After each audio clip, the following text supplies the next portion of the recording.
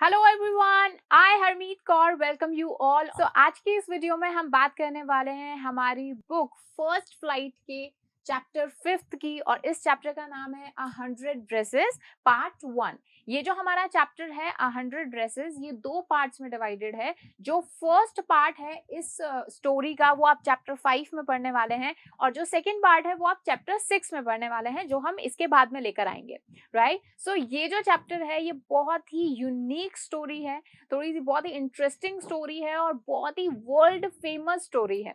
ठीक है, सो बहुत ही अच्छे से पढ़ेंगे इस चैप्टर को। दो पार्ट्स में डिवाइडेड है, यानी एक स्टोरी पढ़ेंगे आप और दो चैप्टर्स आपके कवर हो जाएंगे। बताइए इससे अच्छी बात क्या होगी। चलिए, सबसे पहले बात कर लेते हैं इस चैप्टर की राइटर की, फिर इसके बारे में एक समरी देख लेंगे और फिर चैप्टर हम शुरू करेंगे। राइट, चलिए, तो इसके जो राइटर हैं वो है एलेनोर स्टेस। ठीक है, एलेनोर स्टेस इस जो हमारा चैप्टर हम पढ़ने वाले हैं 100 ड्रेसेस पार्ट 1 एंड पार्ट 2, इसकी क्या है, राइटर है। एक्चुअली ये जो 100 ड्रेसेस है ये एक बुक है। ठीक है, उसका कुछ जो पार्ट है वो हमारी टेक्स्ट बुक में दिया गया है। तो बात करते हैं अगर एलेनोर स्टेस की, तो इनका बर्थ हुआ था 1906 में। ओके, और ये एक अमेरिकन ऑथर हैं, और ज्यादातर ये जो बच्चों की कहानियां होती हैं, चिल्ड्रंस या फिर चिल्ड्रंस लाइब्रेरियन पहले ये थी, यानी एक लाइब्रेरी में काम करती थी, और बच्चों के लिए जो कहानियां लिखी जाती हैं, स्टोरीज लिखी जाती हैं, बुक लिखी जाती हैं, वो ये लिखा करती थी। राइट, जो ये 100 ड्रेसेस है ये एक शॉर्ट स्टोरी है बाय एलेनोर स्टेस। ठीक है, एलेनोर स्टेस के बारे में हम जान चुके हैं।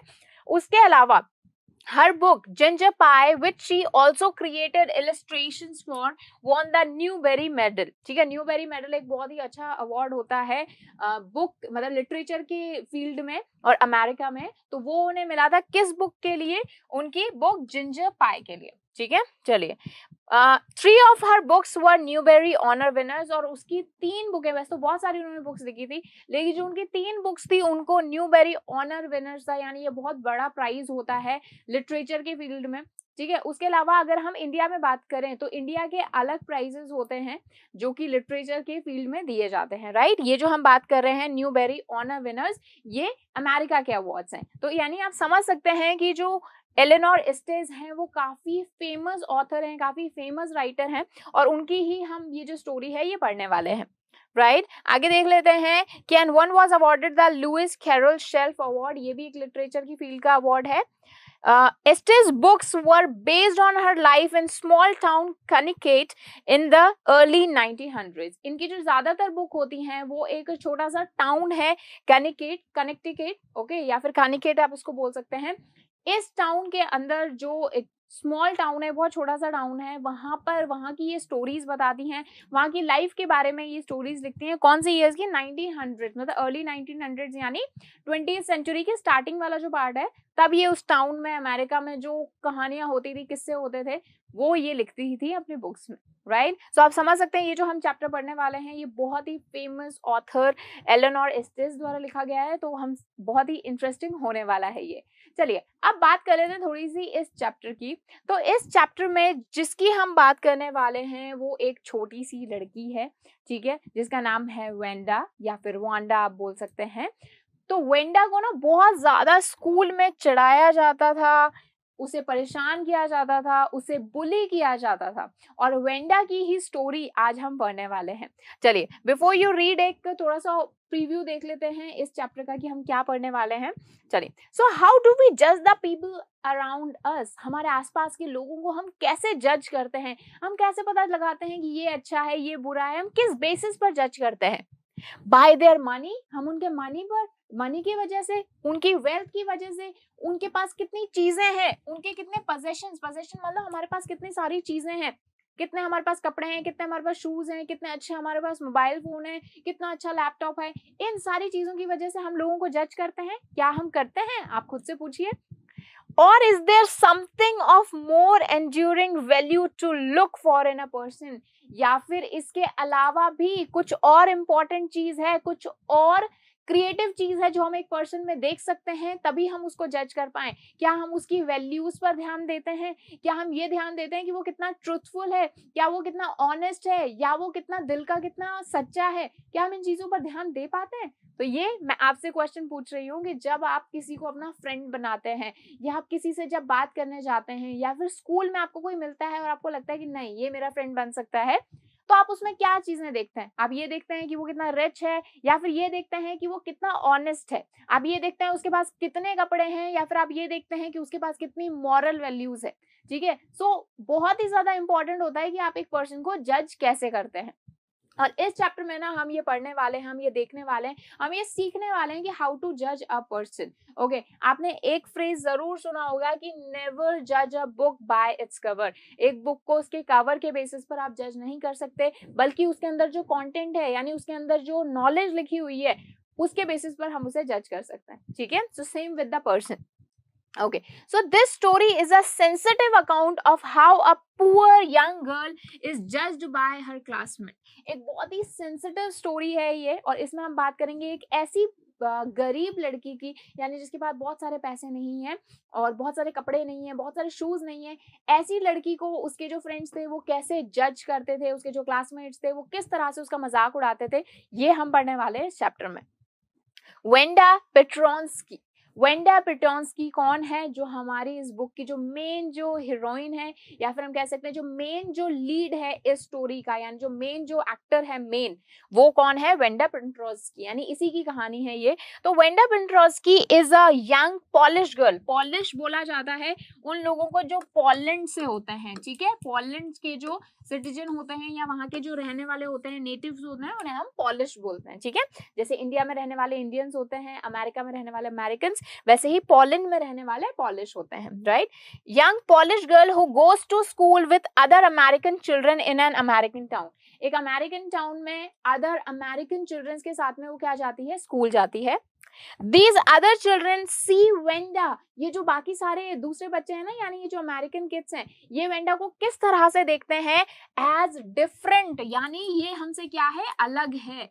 ठीक है, क्यों अलग है? क्योंकि वो गरीब है, दूसरा वो दूसरे कंट्री से है, उसका जो नेटिव प्लेस है वो अलग है, वो अमेरिकन बच्चों से अलग है, तो इसीलिए उसको क्या ट्रीट करते हैं? कैसे ट्रीट करते हैं? डिफरेंट, यानी अलग ट्रीट करते हैं, और उससे बुली करते हैं। बुली यानी किसी को प्रेशराइज करना या किसी को परेशान करना, that is bullying. Okay, in many ways. Can you guess how they treat her? क्या आप गेस कर सकते हो वो उसे किस तरह से ट्रीट करता है? तो देखिए, डिस्क्रिमिनेशन एक चीज होती है, डिस्क्रिमिनेशन, रेसिज्म, यानी किसी के साथ भेदभाव करना। आज आपकी सेम आपकी कम्युनिटी की, या सेम आपकी कंट्री की, या सेम आपके रेस की कोई पर्सन है, तो आप उससे इजीली बात कर लेंगे। लेकिन वहीं अगर कोई दूसरा पर्सन आपको मिलता है जिसका रेस अलग है, जिसकी कम्युनिटी अलग है, जिसका रिलीजन अलग है, क्या आप उसे जज करेंगे? क्या आप उसको ट्रीट करेंगे डिफरेंटली?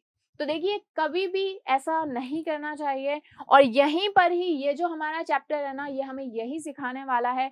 बहुत ही प्यारी सी स्टोरी है, और बहुत सारी मॉरल वैल्यूज हम इस चैप्टर में सीखने वाले हैं। How to be a good person, ये हम इस स्टोरी से सीखने वाले हैं। एंड हाउ नेवर टू जज anyone, how never to bully anyone, ये भी हम इस चैप्टर में सीखने वाले हैं। तो चलिए जल्दी से ये चैप्टर शुरू करते हैं। और जैसा मैंने अभी आपको बताया कि ये जो चैप्टर है ये बात कर रहा है डिस्क्रिमिनेशन की, रेसिज्म की, और कैसे हमें ये सब चीजें अवॉइड करनी चाहिए। तो जैसे कि कई सारी ऐसी ट्राइब्स रही हैं, कई सारी ऐसी कम्युनिटीज रही हैं जिनके साथ में बहुत ज्यादा डिस्क्रिमिनेशन हुआ है इस वर्ल्ड में, जैसे कि जूज हो गए, और उसके अलावा जो ब्लैक पीपल हो गए, जैसे कि हमने हमारे प्रीवियस चैप्टर में पढ़ा था नेल्सन मंडेला वाले में। और उसके अलावा जैसे पॉलिश पीपल हो गए, पॉलिश पीपल जो थे उनके साथ में बहुत ज्यादा डिस्क्रिमिनेशन किया जाता था अमेरिका में। तो जब हम इस डिस्क्रिमिनेशन को हटाने की बात कर रहे हैं, तो पहले थोड़ी सी हमें नॉलेज ले लेनी चाहिए। ये स्टार्टिंग के चैप्टर में ही आपको हमें थोड़ा सा बताना है कि किस तरह से पॉलिश पीपल होते थे, कैसे वो उनका जनरेशन हुआ, कैसे वो अमेरिका आए, और उनके साथ एक्चुअली प्रॉब्लम क्या है। ठीक है, तो यहाँ पर ये आपका आर्टिकल है कि read the information in the box below, find out more about this community or about a related topic from an encyclopedia or the internet. ठीक है, ये आपको बॉक्स में कुछ इन्फॉर्मेशन दी हुई है about American polish American community in the United states, कि किस तरह से ऐसे लोग जो पहले पोलैंड में थे और वो क्या हुए, अमेरिका में माइग्रेंट हो गए, माइग्रेंट यानी आ गए, शिफ्ट हो गए, ठीक है। चलिए तो देखते हैं कि the first Polish immigrants arrived in America in 1608। सबसे पहले जो इमिग्रेंट्स आए थे अमेरिका में वो आए थे 1608 में। बट द लार्जेस्ट वेव, लेकिन सबसे ज्यादा कब आया, the largest wave of Polish immigration occurred in the early 20th century. Early 20th century यानी 1900 से लेकर आप लगा लो 1925 तक। इस टाइम में जो सबसे ज्यादा पॉलिश पीपल आए अमेरिका में, when more than 1 million Poles, Poles मतलब पॉलिश पीपल, 1 मिलियन से भी ज्यादा, 1 मिलियन यानी 10 लाख से भी ज्यादा पॉलिश क्या हुए, migrated to the United States. The Polish state did not exist at the time, Polish government उस टाइम नहीं थी, and the immigrant were identified according to their country of origin rather than to ethnicity. Okay, so यहाँ पर क्या बोला जा रहा है कि जब ये अमेरिका में आए तो अमेरिका में कोई भी पॉलिश गवर्नमेंट अलग से नहीं थी, तो इसीलिए जितने भी पॉलिश पीपल आए उनको अलग अलग कर दिया गया कि आप जैसे कहाँ से आए, आप रशिया से आए तो रशिया वाला पोलैंड वाला पार्ट हो गया, उसके अलावा जर्मन वाले पोल्स हो गए, और उसके अलावा हमारे ऑस्ट्रिया जो कंट्री है वहां वाले पोल्स हो गए, यानी डिफरेंट डिफरेंट डिविजन्स कर दिए गए थे पॉलिश पीपल के अंदर भी, ठीक है। सो यहाँ पर यही बात हो रही है कि उस टाइम तक क्या था, पॉलिश कोई रूल्स नहीं थे, रेगुलेशंस नहीं थी, गवर्नमेंट नहीं थी, तो इसीलिए उनके साथ बहुत ज्यादा डिस्क्रिमिनेशन किया जाता था। एथनिसिटी बोला जाता है the fact to state of belonging, यानी जिस जगह पर आप रह रहे हो उस जगह का एक ही तरीके से आप ड्रेसअप कर रहे हो, जो आपका कल्चर है वो उसी अकॉर्डिंग है कि आप वहीं के हो, तो उस चीज को अवॉइड करके उनके साथ क्या किया जाता था, डिस्क्रिमिनेशन किया जाता था। तो ये तो हो गया हमारा पॉलिश पीपल का। उसके साथ में ही आगे इनके साथ क्या हुआ कि one of the most notable polish American communities is in Chicago. आज की बात करें तो सबसे ज्यादा जो पॉलिश अमेरिकन जो ये कम्युनिटी है, ये सबसे ज्यादा कहाँ है, शिकागो में है। शिकागो एक सिटी है कहाँ का, यूएस का। एंड इट्स सबअर्ब्स मतलब उसके जो साइड वाले एरियाज हैं। So Chicago is sometimes called the second largest Polish city in the world. तो शिकागो को क्या बोला जाता है, दुनिया की सेकेंड लार्जेस्ट क्या है, सिटी है जहां पर पॉलिश पीपल सबसे ज्यादा रहते हैं। फर्स्ट कौन सी है, वॉर्सा, ठीक है, वॉर्सा जो कि कैपिटल है पोलैंड की, ठीक है। तो सबसे ज्यादा लोग कहाँ रहते हैं, पोलैंड की कैपिटल में, वहां पर पॉलिश पीपल मिलते हैं, और उसके अलावा कहाँ मिलते हैं, शिकागो में, जो कि अमेरिकन सिटी है। Polish Americans were sometimes discriminated against in the United States as were the Irish, Italians and the Jews, ठीक है। तो ये जो पॉलिश पीपल हैं, पॉलिश अमेरिकन जो पीपल हैं, यानी जो पोलैंड से हैं लेकिन अमेरिका में शिफ्ट हो गए हैं, उनके साथ बहुत ज्यादा डिस्क्रिमिनेशन किया जाता है, बहुत ज्यादा भेदभाव किया जाता है। जो बाकी के अमेरिकन हैं वो इनके साथ बहुत ज्यादा भेदभाव करते हैं, जैसे कि वो किसके साथ करते हैं, आयरिश पीपल के साथ, यानी आयरलैंड वालों के साथ, इटालियंस के साथ और जूस के साथ। जूस यानी जो जूडिज्म रिलीजन को फॉलो करते हैं, ठीक है। सो डिस्क्रिमिनेशन बहुत ज्यादा होता है पॉलिश अमेरिकन के साथ में, राइट। अब थोड़ा सा और डेटा देख लेते हैं कि according to United States 2000 census, यहाँ 2000 ईयर में जो इन्होंने सेंसस किए थे, सेंसस बोला जाता है काउंटिंग ऑफ पीपल, लोगों को काउंट करना, कितने मेल हैं, कितने फीमेल हैं, कितने एजुकेटेड हैं, कितने इलिटरेट हैं, कौन कौन सी लैंग्वेज बोलता है। तो जब ये सेंसस आए 2000 के, तो यहाँ पर पता चला कि 6,67,414 American of age of 5 years और ओल्डर, मतलब 5 साल से ज्यादा बड़े जो अमेरिकन थे, इतने 6 lakh, almost 6 lakh, reported polish is the language spoken at home. उनके घर पर क्या बोली जाती थी, घर पर पॉलिश लैंग्वेज बोली जाती थी, और जो कि टोटल 1.4% है जितने भी इंग्लिश के अलावा जो लैंग्वेज बोलने वाले लोग हैं, ठीक है। जैसे फॉर एग्जाम्पल कि 100 लोग हैं, 100 में से 80 बोलते हैं इंग्लिश और बाकी 20 जो है वो बाकी दूसरी लैंग्वेज बोलता है कोई, ठीक है। कोई भी लैंग्वेज हो सकती है, इटालियन, स्पेनिश हो गया, और उसके अलावा पॉलिश लैंग्वेज हो गया। तो इस 20 का ओनली एंड ओनली 1.4% लोग क्या बोलते थे, पॉलिश बोलते थे, इस 20% का, ठीक है। तो ये डेटा हमारे यहाँ पर दिया हुआ है। और उसके अलावा टोटल अमेरिकन पॉपुलेशन का ये कितना पार्ट था, 0.25, यानी इस 100 का कितना पार्ट था, 0.25%। तो आपने देखा कि धीरे धीरे अब हमें ये डेटा क्यों दिया है, हमारे लिए कहाँ रिलेवेंट है, ये आपको जानना है कि आपने देखा कि धीरे धीरे टाइम के साथ जो इतने सारे लोग थे जो पॉलिश मतलब पोलैंड से यहाँ शिफ्ट हुए थे, जो पॉलिश एरिया से अमेरिका शिफ्ट हुए थे, धीरे धीरे उन्होंने अपनी क्या खो दी, जो अपना कल्चर था, अपनी एथनिसिटी थी, अपना जो बिलोंगिंग थी, मतलब जहां से वो बिलोंग करते थे, वो पूरा का पूरा कल्चर वो ड्रॉप आउट कर चुके थे और सिर्फ 0.25% लोग ही अब पॉलिश लैंग्वेज बोल रहे थे। तो धीरे धीरे ये जो कल्चर था ये धीरे धीरे क्या हो गया, डाउनफॉल की वजह से। और ऐसा क्यों हुआ, क्योंकि उनके साथ डिस्क्रिमिनेशन किया जाता था, यानी डिस्क्रिमिनेशन की वजह से, रेसिज्म की वजह से क्या हो गया, जो एक कल्चर था, जो बहुत ही अच्छा कल्चर था, पॉलिश कल्चर, वो क्या हो गया, डाउनफॉल हो गया, उसका खत्म एक तरह से होने वाला है।